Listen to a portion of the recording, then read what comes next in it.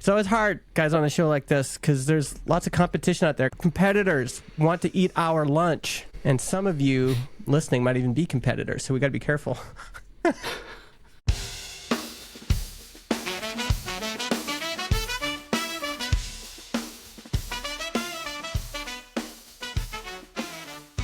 Welcome to the panel where three founders try to figure out how to build a better business and a better life in this current AI era.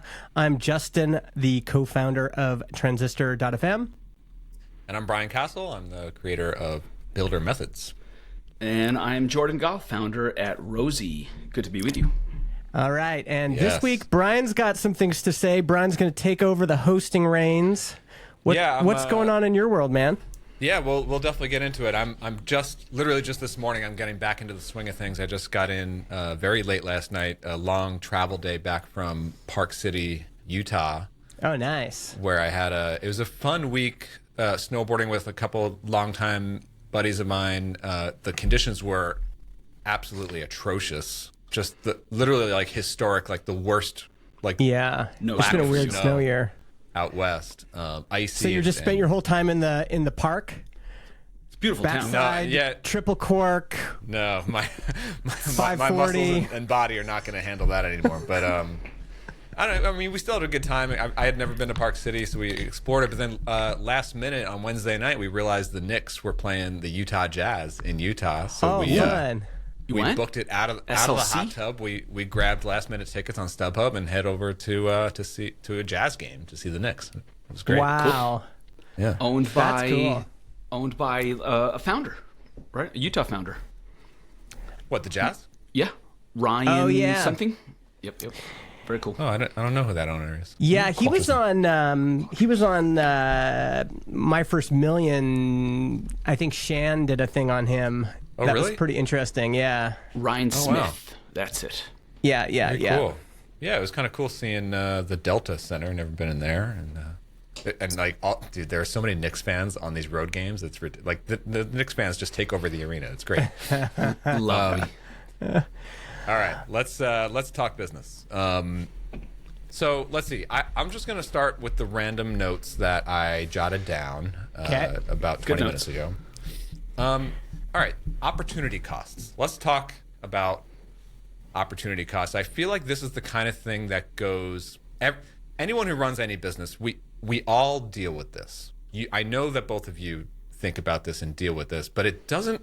I feel like when you hear about it on a podcast or when you hear folks like us talk about like what we're working on or what kind of what thing we're trying to build or what thing we have an opportunity for, it's hard to really express the implication or the feeling of opportunity cost. It's so real and it's sort of hard to understand unless you're in it.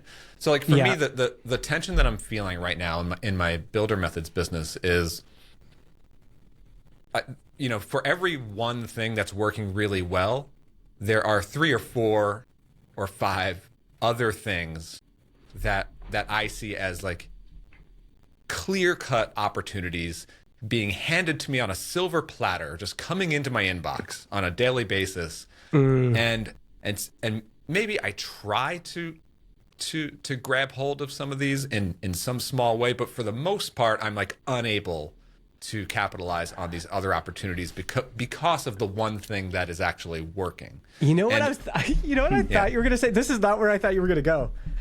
I thought in most businesses, there is a clear-cut difference between the main thing that's working and driving most of the value. But it sounds like what you're saying is like you're in a money tunnel and you're holding on to a good opportunity, but then you see all of this other money floating around and you're wishing like you could hold on to this opportunity and grab the money at the same time. But it's more like he's holding on to 1s and 5s, and there are some 20s zipping around. He's saying, should I let go of what's working and reach for something that might be better? Too much opportunity. Okay, so there's some truth to what you guys were saying. There's some not quite accurate, I would say. There's like... Okay, so let me break this up into two big parts. One is like revenue opportunities. The other is marketing opportunities. Okay. Like funnel opportunities, right? So Yep. both are essential, obviously. And I would say on both of those things, on the revenue side and the marketing side, on each of those, I have one big thing that is absolutely working and working really well. And that one thing is something I very much want to double down and triple down on. Mm-hmm. Like there's no part of me that wants to ditch the one thing or replace the one thing. I'm more interested in double and tripling down on. So on the revenue side, I'm running a membership business with Builder Methods Pro. Yeah, that just continues to grow. It's a fantastic membership now. The community is great, but like it's working really well, but it's by no means finished. Like it needs constant work. It's on both adding more content and value to it, and the onboarding experience for new members and the retention of keeping members engaged and encouraging renewals and all that. So that's a whole business just in itself, right? Yep. We can get into the other 2 or 3 other big revenue opportunities that are in my inbox every day. But then on the marketing side, YouTube obviously is my marketing channel, right? Mm-hmm. That's not going away. I am double and tripling down on it. I have a team around it. I have processes. I would say the majority of my days and hours are spent on YouTube, work related to doing the YouTube channel. But it absolutely, and this one really starts to itch, like kind of frustrate me, is that like there are other marketing channels that I'm under investing in or not investing in at all. Social media, like I really want to get into like ads, funnels, and maybe some other like direct sales to teams. But like I'm either half-assing it on some of these or not doing them at all, and that seems like a missed opportunity. But yeah, like on the revenue side, it's like the membership is like the core business, and I think of as the long-term value of the business that I'm growing. That's the recurring revenue, the customer base, the everything. But you know, I have started to sell sponsorships on the YouTube channel, and that is a very, very raw, unfinished section of the business. Like it's literally just an inbox full of leads and no systems, no CRM, no checkout flow, no sales process, nothing. It's like it's just chaos right now. But it's also like working. And then there's and then there's the other thing, which is like consulting and private workshops for teams and organizations. I am exploring partnering up with someone on that, and I'm sort of like open to partnership opportunities, but like the idea is and there are like 2 flavors of that. There are like teams who want AI, like development teams who want to kind of up their game with AI and adopt AI in their organization, and then there are just like general businesses who want AI process streamlining, agents, AI automations implemented and figured out in their business processes. So there's kind of both though. It's like marketing, but also you're in the money tunnel. Like when I look at your side, maybe the grass is always greener, but when I look at your side, I just see like fields of opportunity, and it feels like right now you're plowing the field with a little John Deere tractor, but like you could definitely get like 3 more combines and like really go after it if you wanted to. There's still questions around how long will this particular moment last, but I do want to go after all of it. That's part of the challenge. There's really none of that are things that like I'm like not interested in.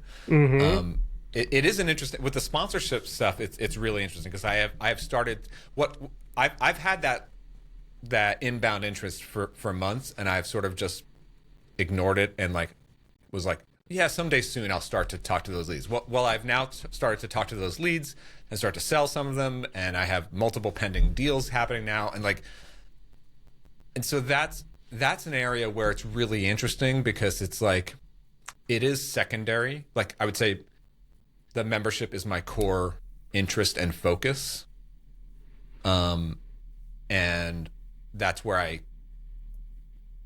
really care to put the most love and energy and resource into. Yeah. The sponsorship stuff, there's all different shapes and sizes of it, and there's also all different people like to negotiate, and people like to try to hammer me on price and stuff. And it's like, I have no appetite to I can just demand whatever terms I want. Yeah. And I can, and it's actually, I definitely have a lot of leverage with it, which is an interesting dynamic, because it's like, I definitely want this portion of business, but I come from a place where I can just say, I can very easily just say no to most of them. Yeah.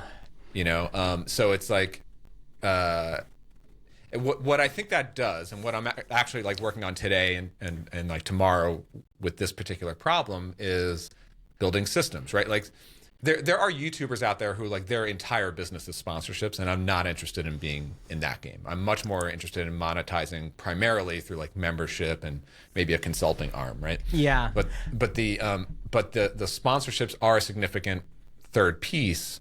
But in my position, what that means is I can be more systematic about it. Yeah. Rather than treat every single individual deal as a whole negotiation and a sales process, person to person, where we can like haggle, and like I just don't have my inbox.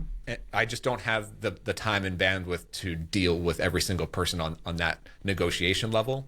Yeah. It has to just be like, this is the current rate. If you're in, then let's go. If not, then let's talk sometime down the road. I'm curious what Jordan thinks about this, because as I'm listening, to me, this feels like a conversation about strategy, and then just like what you're willing to do or not do to take advantage of opportunities. So like, Jordan, you must have the same problem, and it sounds like you're deciding to go for a lot of opportunities. Like you're saying there's a lot of opportunity out there. So how do you think, Jordan, how do you think through all that stuff?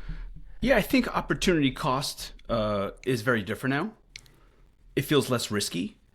When I listen to it feels less risky because you've got revenue? Well, I'm thinking of it in the context of like engineering opportunity cost. Should we build this integration or this integration? Should we go in this direction or that? Should we expand our ICP or no? And that cost has been greatly reduced. Right? We're launching Shopify beta next week, and up until about a month ago, we kept dismissing that because it's too risky if it takes 2-3 months. Yes. But if it takes 2 weeks, the opportunity cost is so much lower that it's an experiment. It's not a big risk that takes 3 months. Yeah. So when I hear Brian's, I think you identified properly as like two sides, as like marketing opportunity costs and like revenue opportunity costs. But then you've just identified a third one, which is building opportunity costs. There's still a cost there for engineering. It's still a cost. Yeah, the non-engineering opportunity cost feels more risky or more expensive. I thought, Brian, when you were describing it, I thought you were going to say that the marketing side is the easy side. Because if you have a marketing channel like YouTube that's working, the other ones feel like emotional opportunity costs. You're like missing out. I should be doing more social. In that way, maybe where opportunity cost is different these days, there's a lot of automation that you can do around posting and scheduling and expanding outward to other channels without doing, without doubling the work, without taking your eye off of the YouTube channel that works. Let's zero in on the marketing side for a second. I think you're right. But I think that there are, so it's working really you're well. Definitely right that there are like systems that can be built, and that's something that I've been actively working on, especially with the OpenClaw stuff. Is like, that's my primary role for my agents with OpenClaw, is like I'm trying to put them in marketing roles on my team, especially in like content development and social media development and posting, and most of that is not fully deployed yet. I'm still building the systems behind that, and that takes a surprisingly long time. It is not as simple as just fire up an OpenClaw agent and let it rip. Like it is so not that easy. Right, and it sounds like you don't want to tackle more channels there and also figure out the revenue at the same time. Yeah, but the other thing is like just forget the systems that underneath it that drive it. That can be figured out. It takes a long time, but it can be figured out. The strategic thing is, yes, I have YouTube working really well. It's super time consuming and energy resource heavy. But I do think there's all sorts of like strategic lines that can be drawn between, because like if I think about like the membership business, that game is about optimizing that's a product market fit game, really.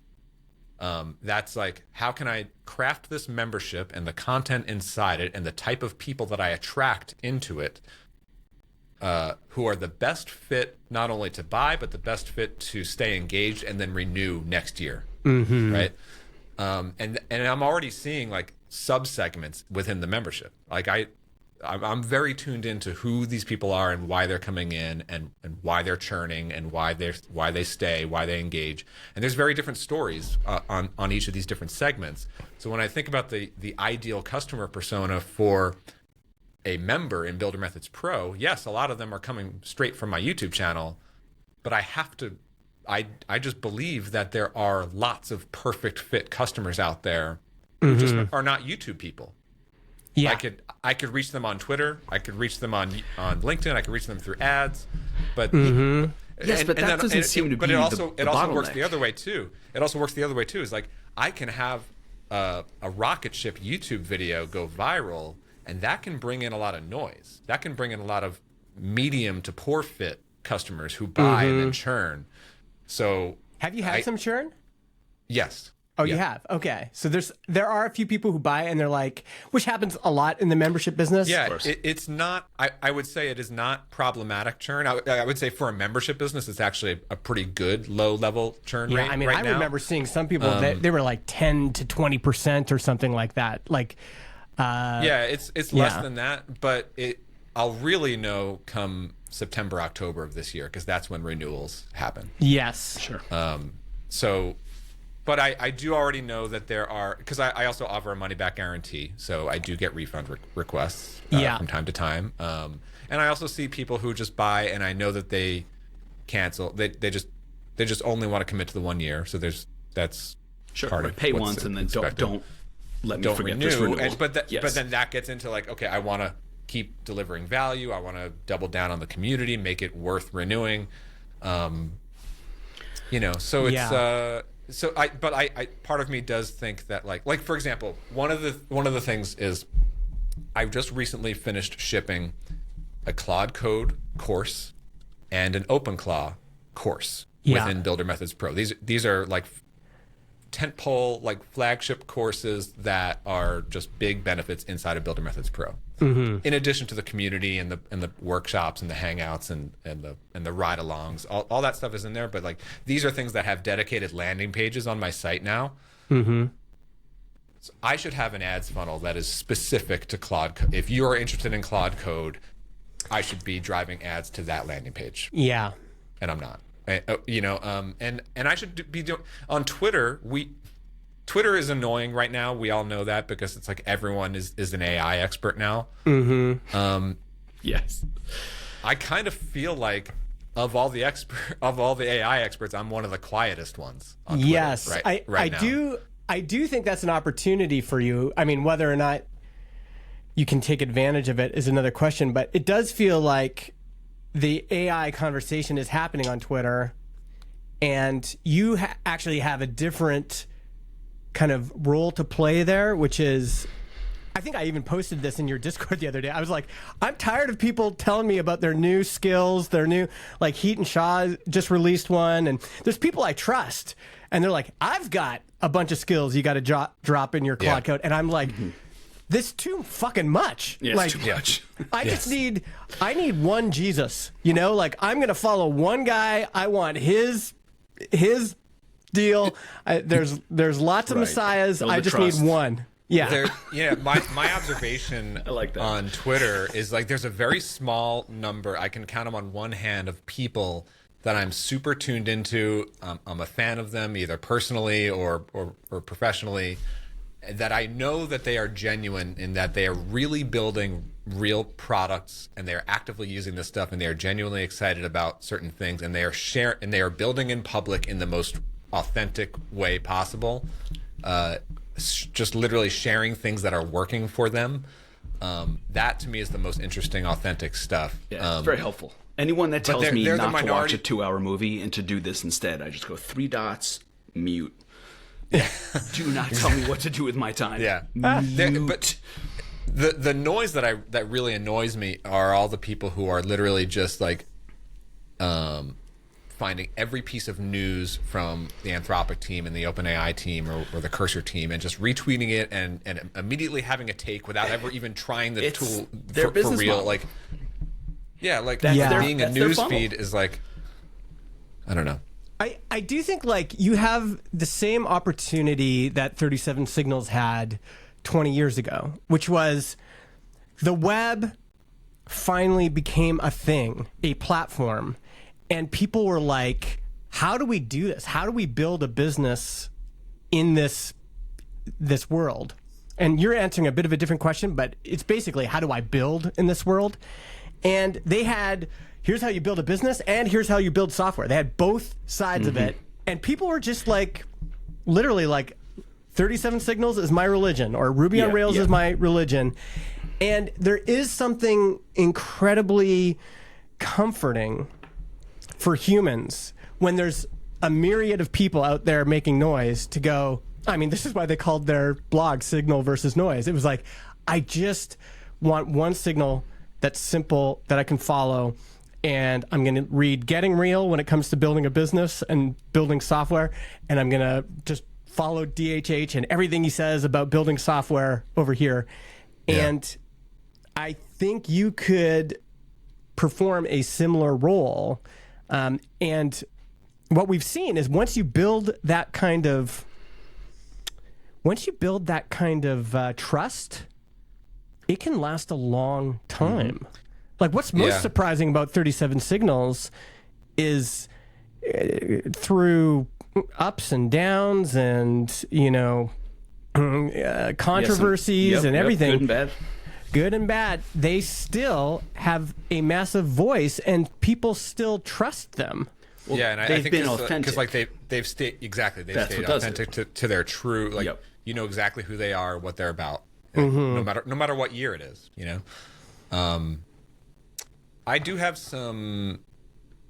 I won't get into all the specifics, but like I'm starting to just get more tuned into like what Builder Methods really is, who I am, and who the customers are, what they care about, and what the core problem space is that we are here to solve. There's you could split that into like 2 or 3 versions of that with different ICPs that are coming through my funnel, but there are like I'm really tuned into that now more than ever, and I think it's for me it's been like an evolution of like I'm just really embracing the idea that we are a media company and a content and a community company, and much less about like products. The only real product is Builder Methods Pro, Yes. And like, like I'm not selling a SaaS. Yeah, that sounds like flagship. I'm not even. This makes me think of old school Russell Brunson.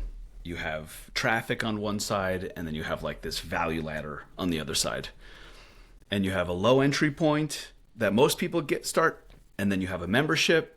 That's the kind of ideal fantasy business model, and then you need to build out higher ticket, higher value offer or offers that allow you to capture the most demand, the most value. I don't know if it's that much more complicated than that. So exactly. That's the side of the equation that I look at. Like it's the business model and the products and the offers. Yeah, traffic you're already doing great on. And that's the kind of thing that it's like, so like it is happening. Like these deals are happening behind the scenes, even without a landing page, without a sales process. Like business is actually happening. But coming back to opportunity cost, right? It's literally a decision. No AI can solve this problem, by the way. Yeah.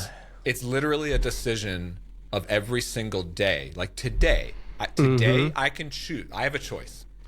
I can choose to answer these 30 inquiries about sponsorships and negotiate individually with each one of them, and that can take me all day.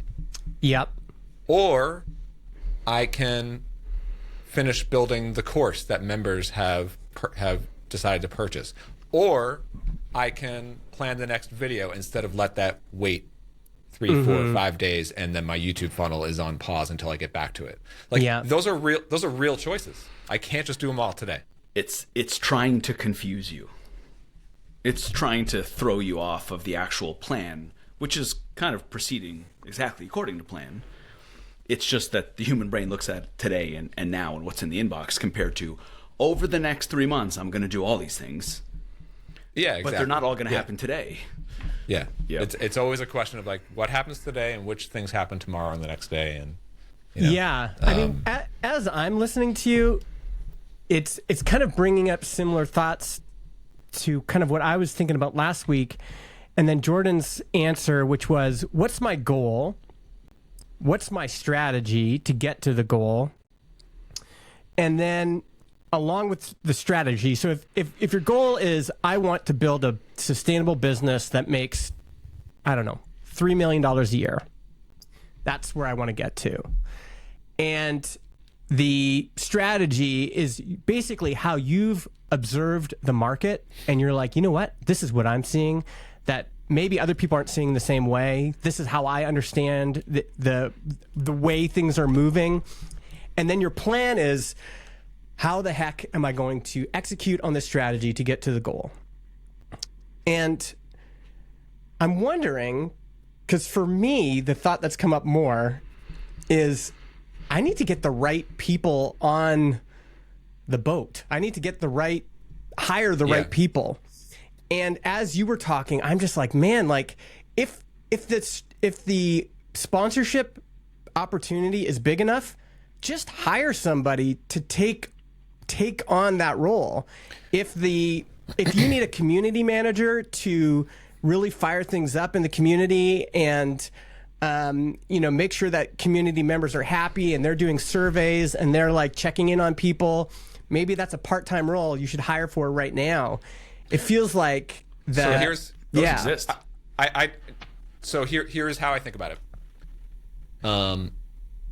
The membership is primarily me, and that's where I want to be spending my time and energy. It turns out I actually do enjoy the community engagement a lot more than I expected I would early on.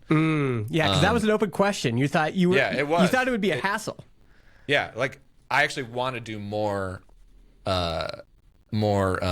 like sessions, like live sessions just for members, as like a recurring thing, which I was doing last year. I want to do more of that now. Sounds like a higher offer. So in terms of getting people on the boat, the higher ticket stuff is the consulting stuff and private workshops. Yeah. The requirement for me as a founder is like, in order for that business arm to work, I need a great partner to handle the fulfillment on that. And I'm in the process of developing that right now. It's coming together. The lead flow is coming together. The sales process is coming together. The person is coming together. We're figuring that out right now. Wow. Could we pause there? Because that feels like. I don't want to share too much. But just to go back, we don't have to talk about it too much. But I do want to, like that.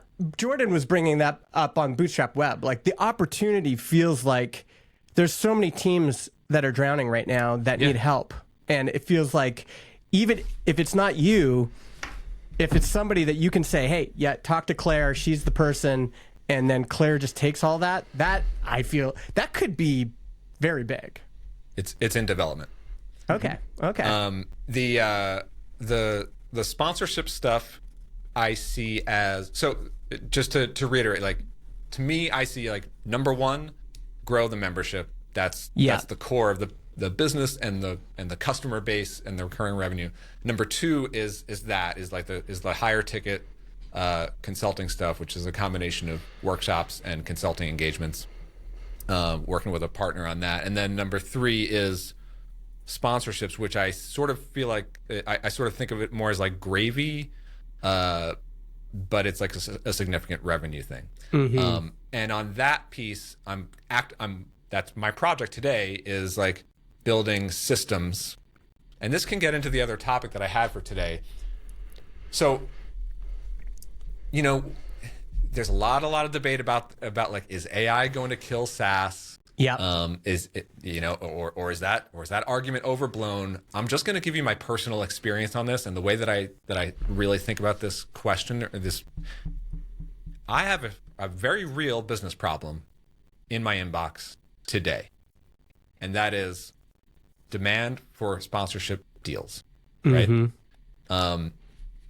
In years past, I would have solved this problem by doing I would have hired a bunch of SaaS tools, like a CRM, a document, like a contract, first of all, Google Docs, and then like a doc signing app. And then like a CRM to track it all. Probably I would hire a person to handle the pipeline, the negotiations, the sales process, the vetting, and probably some like application form tools in there along the way. So you're duct taping multiple SaaS tools, plus you're hiring a person, you got a salary on it. It's a whole thing, right? And I'm still involved because I'm the person approving and delivering and recording the actual ad spots, right? Yeah. Okay, so today the way that I'm thinking about that is like, I'm not hiring any SaaS. I'm not hiring any person. I am in the process of solving it with a combination of writing up Claude skills, maybe having some role for like an OpenClaw agent, and maybe building a custom application. I actually started vibe coding that on the flight yesterday. Okay. And so the idea is, instead of my inbox being completely chaotic with inquiries and negotiations and potential deals, they all flow through an intake form that goes into a custom CRM, that goes into a tracking system, that goes into automatically assemble the right agreement based on the sponsorship package that they chose. Oh, wow. And then add the correct add-on for the licensing agreement, for the correct number of months of term, for the payment terms that we agree on, that they selected from the system, and then send them through the checkout process where they can make the payment and sign the contract. And like, if I can be as hands-off as possible in all of that, or maybe just click a few buttons to approve a few steps in that pipeline, that is ideal. And I think it's absolutely totally possible for me to build all that with a combination of just Claude skills, or a custom Rails app, or both. And this is to me is honestly the SaaS killer, because like, isn't it just a different SaaS? No, so okay. Let me really unpack. Isn't it just a general purpose SaaS? Aren't you paying Claude? Claude $200 a month to get the same thing done? For pieces of it, but I'm also using Claude to build a custom app. Yeah. What I'm saying is like, building a custom internal tool, custom fit to my very tightly specific needs, is extremely different from building a SaaS. A SaaS product has to work, even if you're a niche vertical industry SaaS, you still have to work for hundreds or thousands of customers, and that means you have to be generalized to a certain extent. You have to have UX flows that can scale across a whole customer base. You need scalability on the servers and all that kind of stuff. But if you're just building for yourself or for your own company, like, I have all these like weird, obscure, very technical needs for this particular pipeline, for these types of deals, that to duct tape them and use various SaaS tools off the market in unusual ways, that is not workable. Like, it's not ideal. It's so much more optimal. Okay, so to build a smooth flow. In the chat, Keith is wondering if you're going to call it FilterHawk Pro.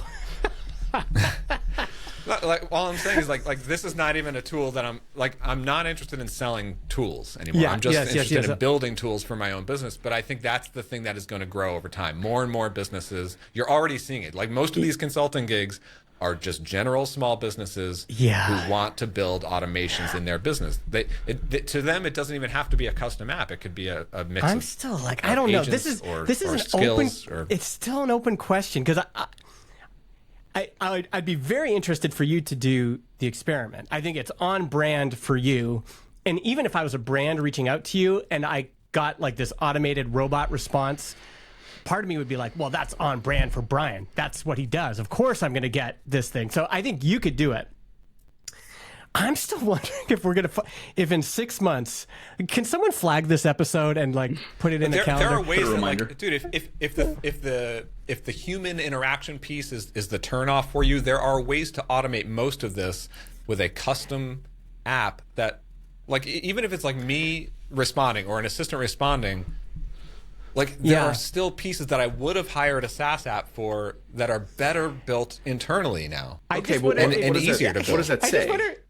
I wonder if still in 6 months, I wonder what's actually going to be true is if we're going to find out, because the question is either hiring somebody, contractor, employee, part-time employee, whatever.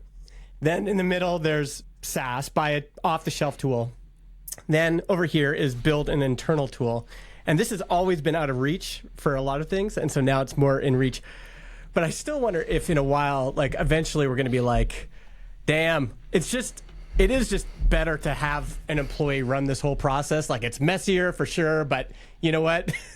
I hired Alice and she just runs the process. She's amazing at it. Yeah, but you know what? Alice is going to be running 10 to 20 internal custom built tools. I don't know, but how many businesses? What percentage of businesses are going to run a bunch of custom tools? I just think it's going to be an increasing trend over time, and it's going to happen faster than we think. Yes, but I don't see your approach to it in being comfortable and confident enough to build an internal tool in that way.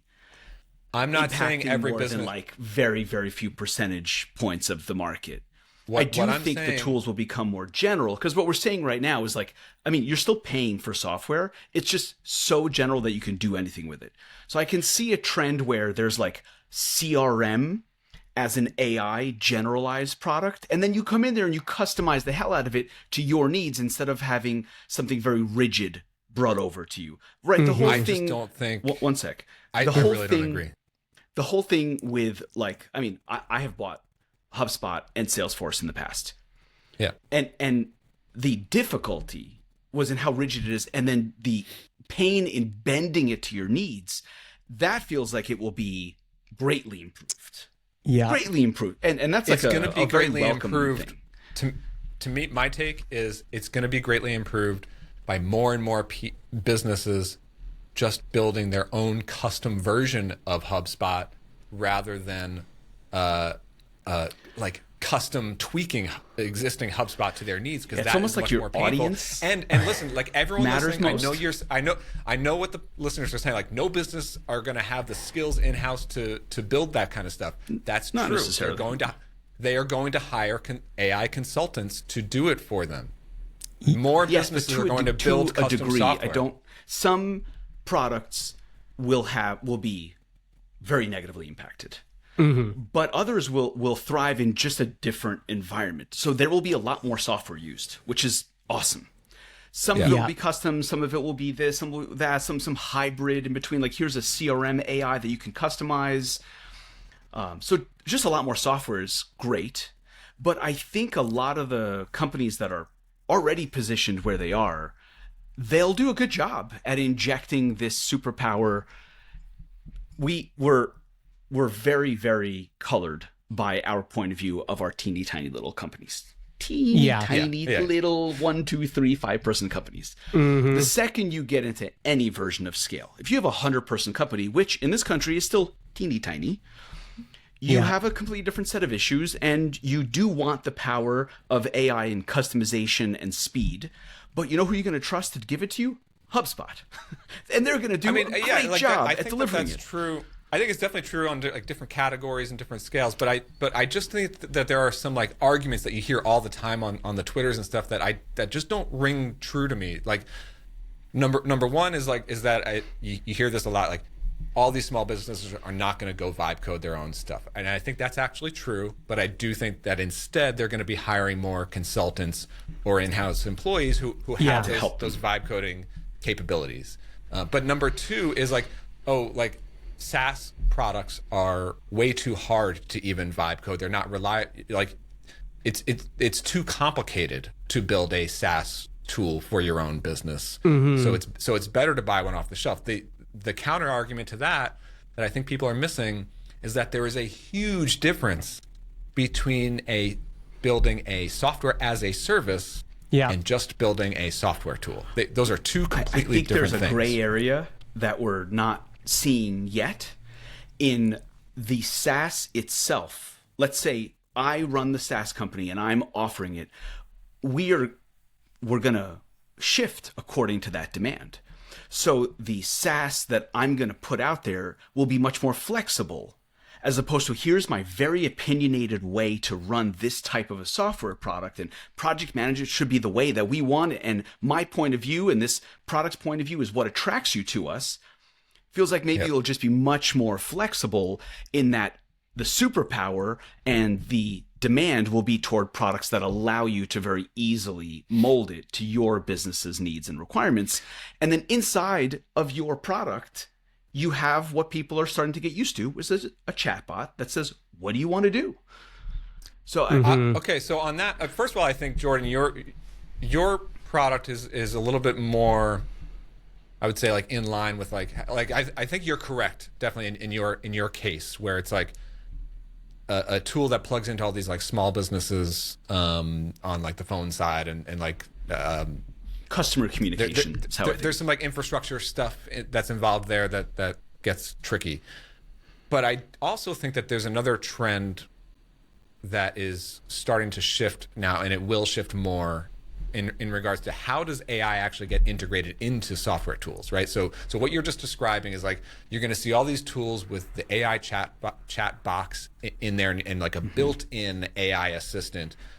And I think that most of those features, at least in my experience in the tools that have them, are failures. Like if I think about like Descript, if I think about Notion, those are two tools that advertise, we have an AI assistant built into Notion to help you do something in Notion. I'm telling you, every single time I've tried that feature, I click the little circle in the corner. I'm like, help me build a medium complexity database in Notion. It cannot even come close to even starting that project. All it can do is do the basics, and it's super frustrating. But where it's going is people and companies are going to want to bring their own AI agents in. This is why people are talking a lot about CLI tools. Like most SaaS are going to turn into CLI tools. The reason people are saying that is because people and companies want to bring their own agents, which are trained on their own memory of their person or their company.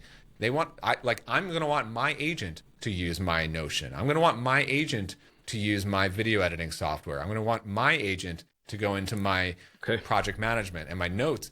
I don't want Notion's AI agent. I don't want Descript's. I want mine because my agent knows me. Awesome. And, so those tools and the smart companies, I think, are starting to see this. Those tools are starting to make their interfaces agent friendly. Like they're designing for agents. They're making CLI tools that any agent can work with. Like that's the trend that's going to happen. Okay, I think I've got an example that I think proves Brian's point, and it just kind of turned on in my head. So we just bought this vacation tracker software, vacationtracker.io or whatever. And it was basically, we just need a way of people being able to say, hey, I'm going to be off during this time. Somebody needs to approve it, and then it needs to get communicated to the team. That's it. And so we bought this software. It was more expensive than we wanted to pay. It was not great software, honestly. And it doesn't do a bunch of stuff that we want it to do. Yep. And so the thought in my head initially was, I should just build my own version of that because I know what I want. I could do it cheaper. It's not a big deal. I could do it.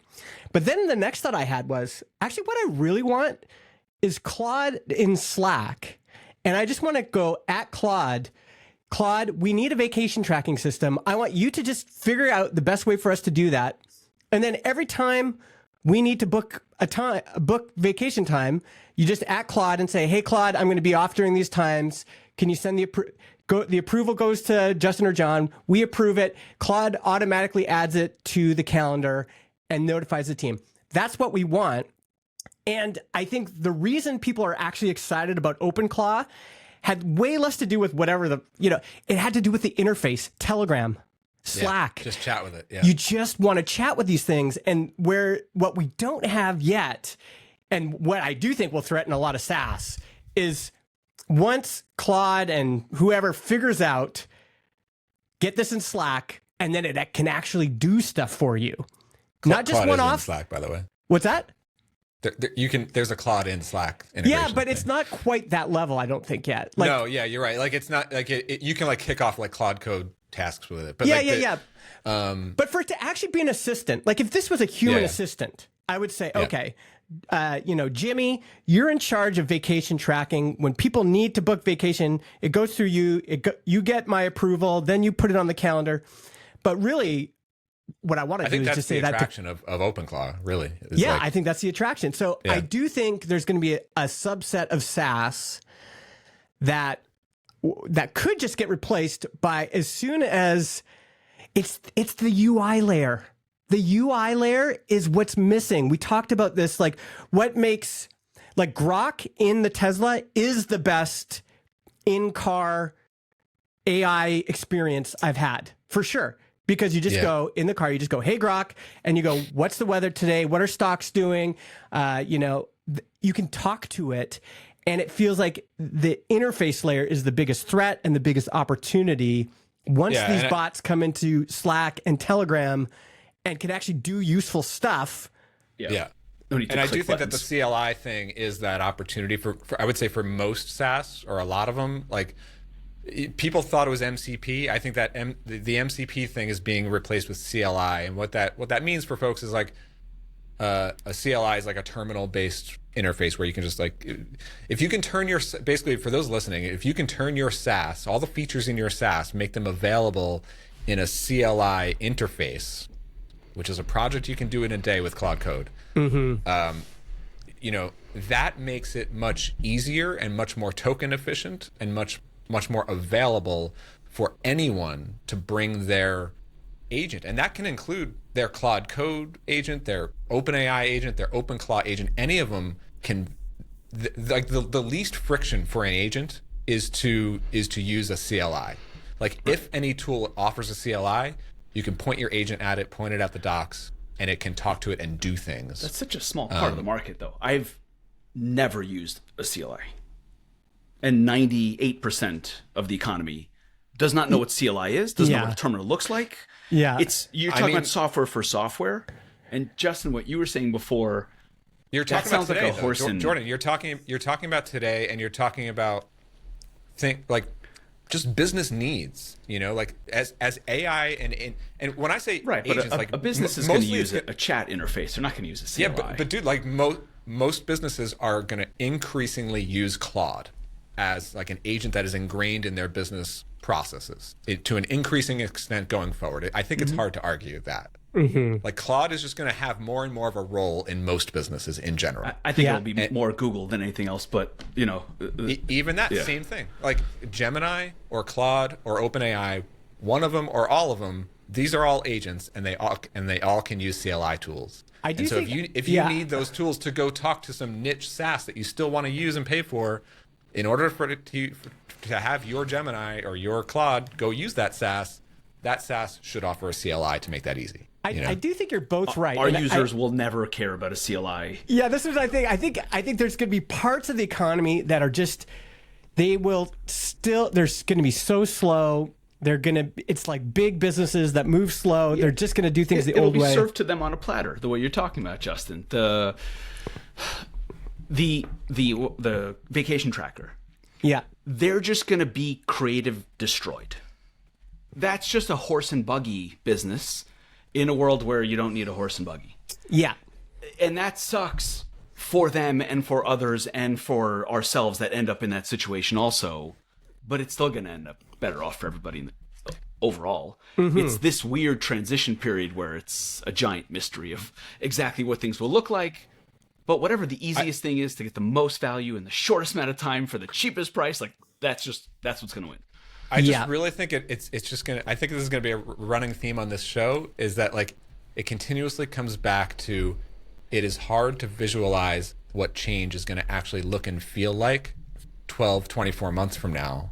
Yeah. And it's I just fun think to argue though. Well, I just think that a big part of it is going to be like why can't I just have whatever, insert any AI tool, why can't I just have that go do that other thing? And that other thing needs to have an easy connection to do that. You know, and why do we have to have a person, whether it's me or a human assistant, have to go tinker and find that random setting in there? And like, why can't I just throw an AI agent to have it go figure it out, just like it figures out my other stuff? Yeah, like, I don't exactly know what's going to happen. It's going to keep coming up. But I do know who's going to win once it gets figured out. Is, you know, like Claude is going to do some deal with Slack, and then it's going to be more integrated. It's going to be able to do actually useful things for you in a repeatable way. It's going to be an actual like assistant and helpful assistant.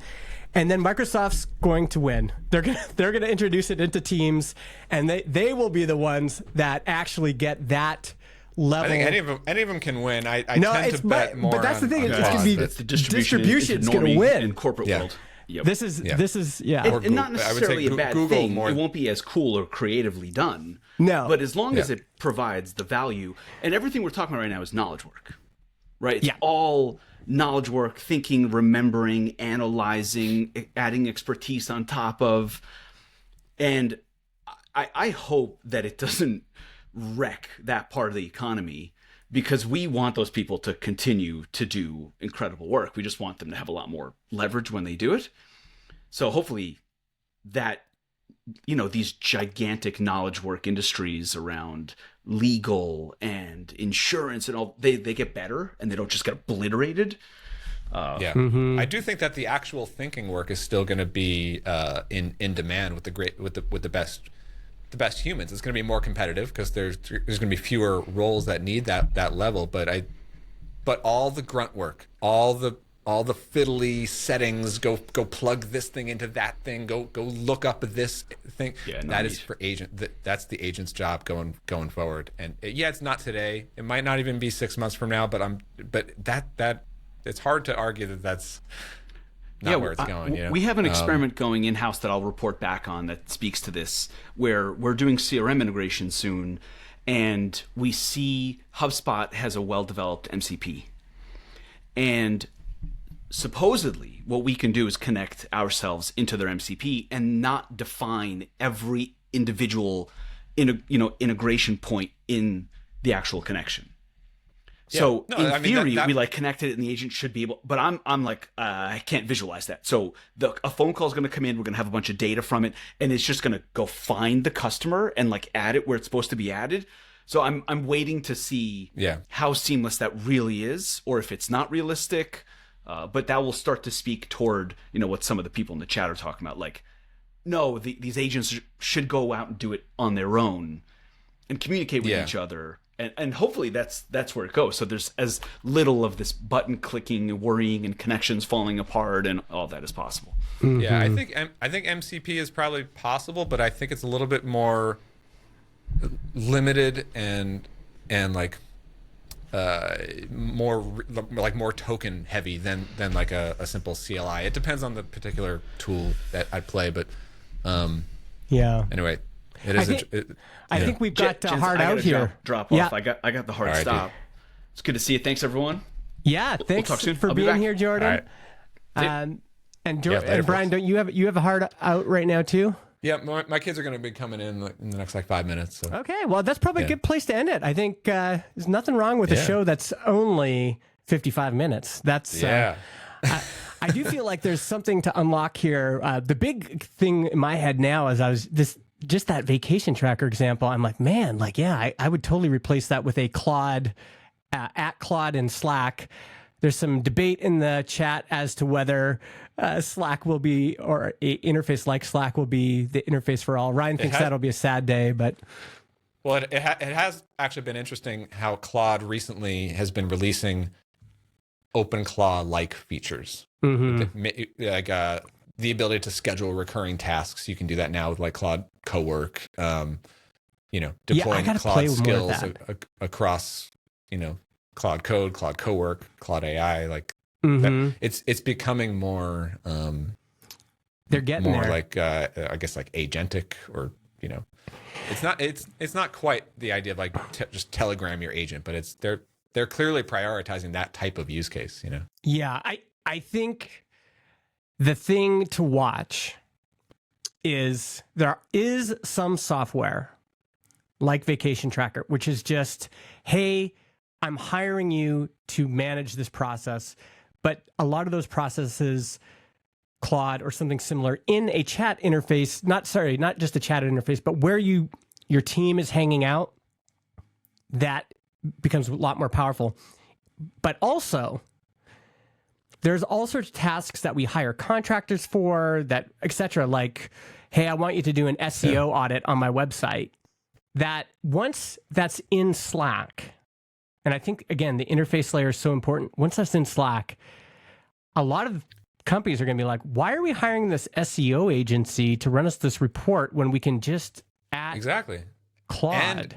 And Claude has memory now, including Claude codes. So like if you're interfacing with Claude via Slack, like it's not just the interface. It's also the fact that like behind that, it has access to all these project files or all these logs or your code base. So it knows all this stuff about your company. Yeah. That can help inform its work. Whereas like, that's where I get to like the built-in AI feature where they give you like the weak model and it doesn't know anything about your history. That's why using those tools kind of sucks, Yeah. Yeah. Interesting. All right. I haven't watched the chat, but I've just seen it in the corner of my eye. Very, very active today. You're gonna have to read it afterwards. Thanks again for everyone showing up. We had Dave Jones in the chat. We had Ryan. We had Zach. We had Pascal. We had David Clay Smith. Good to see you. First time I've seen that name in a while. Keith again. Nice to see you. All right. And my kids are walking in now. So right. See you next week. Bye. Later, folks. See ya.